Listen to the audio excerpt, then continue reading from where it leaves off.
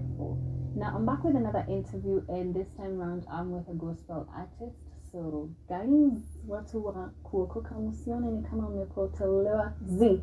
We're serving everyone in this society. Great. So I am with Evelyn, Wendy, and she is an actress,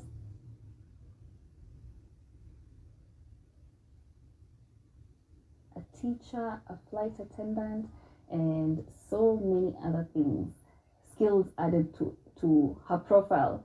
Now, ladies and gentlemen, I want to welcome Evelyn Wendy, cool as ever, or cool ever. Karibu sana kwenye Y254 Studios, and tell us about cool ever. Asante sana. My name is Evelyn Wendy, but my stage name is Cool Ever. Yeah, I'm an upcoming gospel artist. As you said, I'm multitasked, gifted, and I do a lot of stuff. I'm a teacher, I'm a flight attendant, I'm now a musician, I'm a saloonist. Yes. Yes. Wow. I'm an actress. I did a movie, but we never focused on it so much. So that's me. All right. Yeah. And cool as ever, I'd like to know, where do you draw your confidence from? Do you have confidence written on you? You know, as much as you have all these skills and all these things that you're doing, I believe it takes courage and a lot of confidence to even, you know, finish that task, you know. So where do you get this confidence from? Let me say, I just found myself like this. I'm that girl who is a go-getter. I'm that girl who is a firstborn in the family. I'm that girl who grew up in the midst of boys. So you can imagine now, I have to be tough, and I have to have that value of being just me. I'm just me. Yeah. Is it true that firstborns, you know, go through a hard time, ideally? In every family? Okay, I won't say in every family, but I'll say if I was to choose again, I would choose to be a firstborn. Because it comes along with a lot of responsibilities, a lot. Most when you come from like a middle class family or that low family, whereby where you have to take responsibilities maybe for your siblings and the rest. So it's not easy. I wouldn't like anyone like. Anyway, it's life. Maybe if you don't mind, we can just you can just mention a bit about you growing up and how your past has morphed who you are today.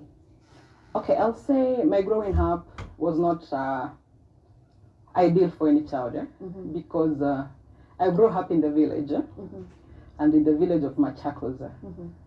And it was that village whereby people never believed in serving God, although they go to church. I won't like say they don't go to church, they go to church. But the things they do behind the curtains, I grew up in a place whereby, I don't want to sound superstitious, but witchcraft really exists in that village, because it was too much. And me saying too much, I will not say that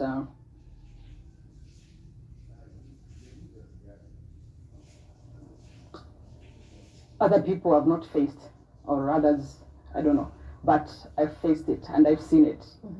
And it was too much for our family because it created some violence, not even some, a lot of violence in our family, to an extent that we had to quit. We had to run for our lives. So that's the village I grew up in. Then being the firstborn now, from now that family has separated, I had to take responsibilities of helping my parents to take care of my siblings. So that means I had to do a lot of a lot of labor work for me to make it in college, where everywhere. It was not easy. And I think that's why, you know, you managed to do all these things all together. Yeah, I think that's why, because I'm that girl who's like, if I can get something from here, let me do it. And then I'm that go-getter, because, you know, when you're growing up, you have those things, you're like, when I grow up, I want to be like this and that. So I still never forgot my dreams, although I've not achieved them, but I'm doing well. All right, great. So exactly at what point did this musical journey begin? And before the musical journey, did the flight service come first, or the music came first? All right, my music. I'll say for as long as I've known myself, I'm that girl who sings. And I don't sing because I've heard someone singing a song. Most of the times I sing because there's something new in me which I'm singing. Of which that by then I was very small, I was very young. I could not tell it was a gift. Because out of nowhere, maybe I'm facing a challenge or a situation, I could find myself singing. But if I go like ask for the song, nobody has heard the song. So during the challenging times, I could sing. And music has been part of my journey throughout Sunday school, throughout primary school. Although primary school, I was those drama girls. Yes. Then we went to high school. High school, I formed a group of 3 girls, which was called Jerusalem Voices. I was the chair. We used to perform a lot. And then after that, now I came back to the real life, just doing performance on my own, because that's what strengthens me. Yeah, then my flight attendant career, that was my dream job. You know, when you are growing, when you're very young. Yes. Me too, by the way. I really wanted to be a flight attendant, but life happened. Sorry, but you're still young. You can still go for it. Really? Yes. Okay. I thought they take, I think, don't worry. Don't worry. I'm keeping 30 like this. Don't worry. Right. I'll guide you on that. Right. So first of all, I had to go for a career which I never wanted, because my parents could not afford to take me to university, although I was qualified. So I did a P1 in Kakamega. Then I started teaching. I've never applied for a government position because in my heart that was not my job. Because I was that girl, I want to be an hostess. But now my dream was unattainable because everyone was like, you want to go to the airport? I never seen anyone going there. So it reached a point, I'm like, oh, these guys make sense, because from where I come from, I've never seen anyone going abroad. I've never had anyone going to the airport. And most of the people there, maybe they are pastors, teachers, you know, that kind of village. And the rest now they are mega guys. Anyway, I'm sorry to say that. So now I went to college, I finished. I started doing my teaching, but still my dream was ringing in my head. But remember, I had responsibilities. I had to take care of my brothers, they are 5. So I must help in school fees, feeding them, house rent, and the rest.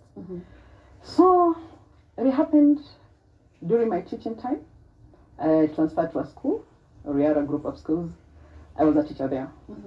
So by the end of the day, I got connections. And just anyway, God brings destiny helpers in this life. Let me tell you something. Even when dreams seem so impossible, somewhere in God's diary, He knows what you want. And if you pursue it, He surely does deliver. So I got connected. I got my way through Kenya Airways Pride Center. I trained as a hostess. But things now again turned to the worst, because now after the graduation, it was that time Kenya Airways was going down. So we were not employed. So you can imagine now in the society, whereby you were teaching in a big school, and here you are now a flight attendant who is not working. And you know in Kenya we don't have a lot of airlines. So I had to go to Dubai. I went to Dubai, looked for greener pastures, but the jobs which I was getting, I couldn't do, because I was getting waitresses, front office management, I don't know what. But my dream was like, I want to be an hostess. So I came back to Kenya. And then God helped me. When I came back, the company got me in. Finally, I tell you, it was those days whereby you could just sleep like in your uniform, then you're like, oh my God, it's going to crazy. You remember? Yeah. So it was a real tough journey. Yeah. But I thank God for the far He has taken us until Corona came. So again, it came and killed our dreams. Yeah, but I'm positive because everything happens for a reason and for a season. That's when, during the Corona time, I've had my songs written. I have more than 30 songs. Wow. Yes. But I never had that courage to go to the studio because number one, I knew it's about money. So where was I going to get the money from? Then I had promised God something. If I'm ever going to work as an hostess, my first salary I'm going to devote to the studio. But when I got the job, I forgot. You snatched everything. Not really. The responsibilities were growing. Remember before, my brothers are in high school, they are going to college. It's all on me, like it's not easy. So that time by May, God spoke to me. He was like, I want you to look for a studio and you do a song for me. Then I'm like, God, where do I start from? He was like, remember the promise you made to me. So by the end of the day, that night I never slept. I went around asking friends, talking to them until I got a studio. So that week I got to the studio and I did my first song, Tazama. Tazama. Yes. What does that mean? Tazama. Tazama, it's like a song I was singing to cry for help from God. And it's a song I sang during those moments. Sometimes, due to violence, we could spend our nights in the farm or by the riverbeds. Anyhow, so I remember that day we were sleeping by the farm, and I was like holding the last born. He was very young; he was less than a year old, and then the rest were sleeping there. So we used to carry like a blanket or something to cover ourselves. Then I saw a snake creeping over them. Yes. Yo, that's yes. Hey. Yeah. That's the number one thing I feel like after Satan, it's that thing. Exactly. So the only thing I could do, because it's late at night, then we are hiding. If they cry, it's gonna hear you. Exactly. So this man called my father is gonna slaughter us. No. So now I was like, God, at this situation now, the only thing I can do is close my eyes and whatever happens, let it happen.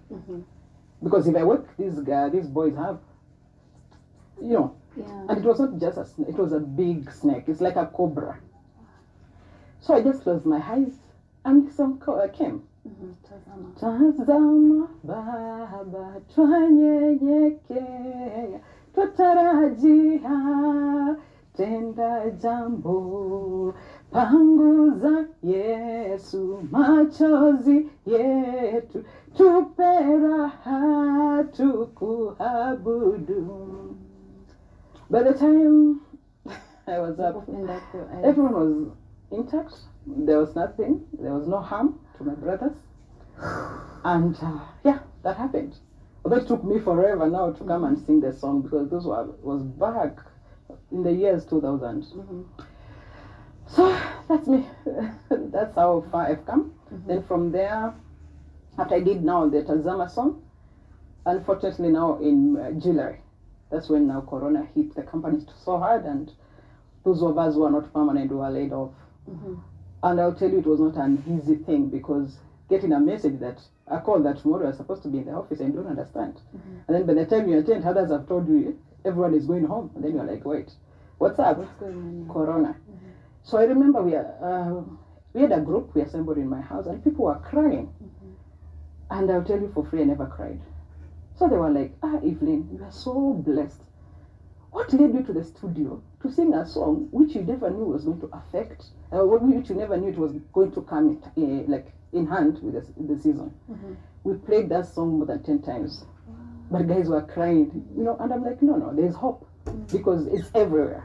Corona is everywhere. It has affected every other industry. It's not only in Kenya. So there's still hope. So I thanked God because I was able to instill some hope to people. Because them assembling in my house, it was not just, we were not discuss about it. We just got there, they were like, no, Evelyn, let's go to your house, we want to cry. And then I'm like, oh guys, come on, just, come over, I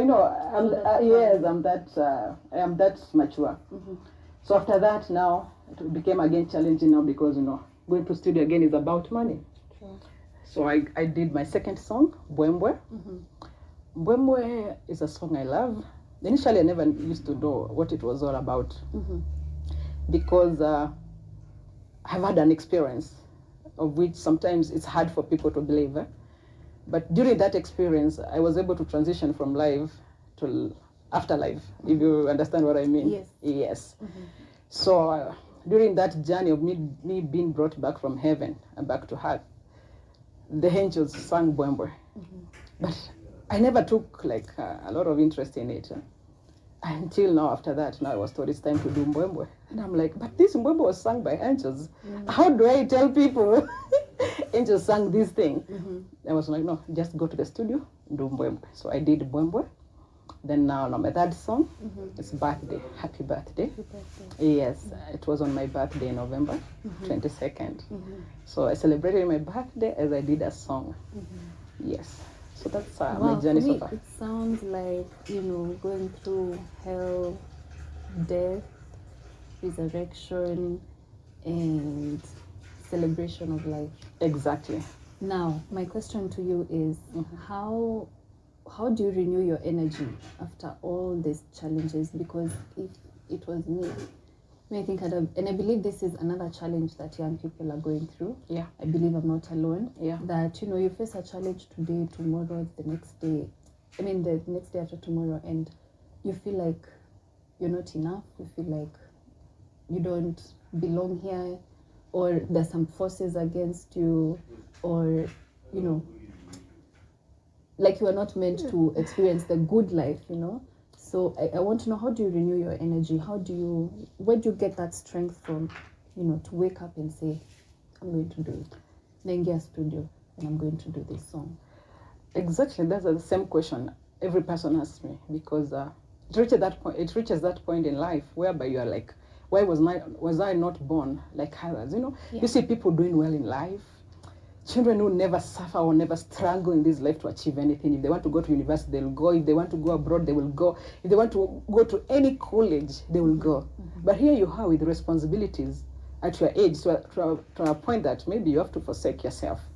Sometimes you forget you exist because you're like, okay, I have this 20,000.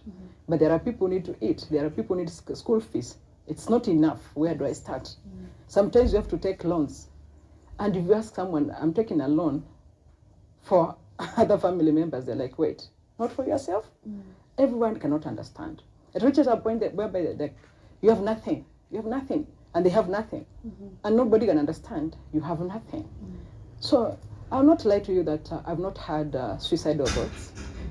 I've had it, not it, them. I've tried taking my own life, like almost 3 to 4 times. But I thank God, every time I failed. And sometimes I used to fail terribly. Because I remember there was a time life was very challenging in Rongai. I'd just gotten a job and lost it. And it was not easy. So with that millions or whatever, I decided to go to the quarry and end it. And I'm this girl who wants to be very smart even when I'm dying. So I put on my makeup, my good dress. And I left. And when I got to the quarry, I just met a very young boy. I don't know where he came from. And then he was like, hey, what are you doing here? Then I'm like, hey, who are you? Then he was like, the way to your home is this one. Go back. So I started going back. So afterwards, I realized what really happened. Because I forgot what you were supposed the to do. agenda which took me to the quarry.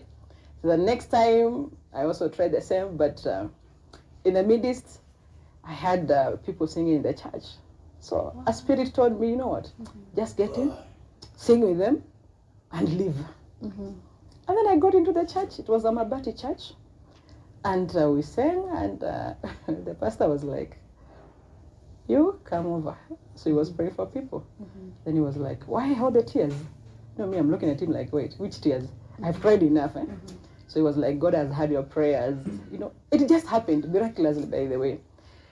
Until now, I had to pray against that spirit and tell God never to let me to reach that situation whereby I'm supposed to take my life.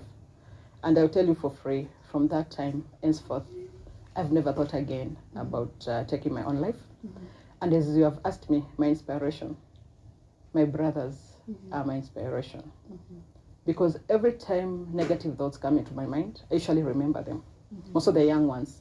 I'm like, if I die today, or if I get married to somebody who's not responsible today, what happens to them?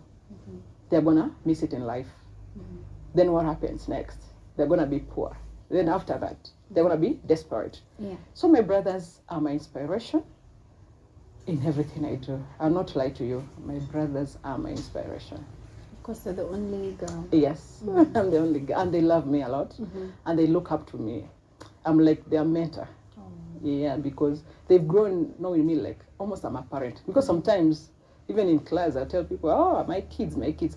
People think I have kids. I don't have any. Just a small bro. I don't have any of my own, but I have that. I've gotten that responsibility to a point that they think I'm taking care of my kids. But really, I'm only taking care of others. From what I see, you are a giver, not a taker. Exactly. Okay.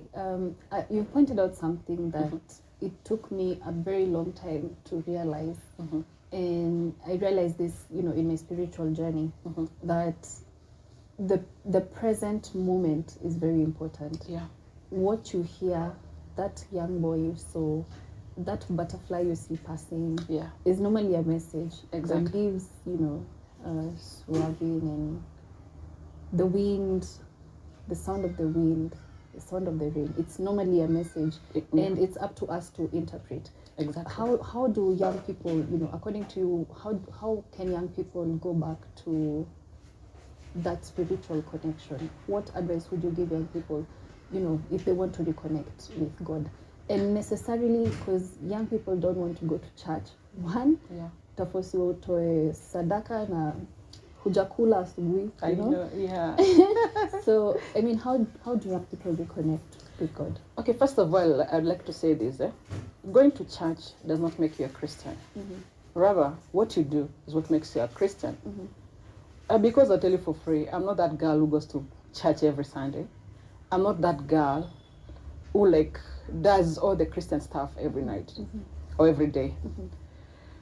There's a difference between knowing God and wanting to please God. The secret is knowing God. What connection do you have with God?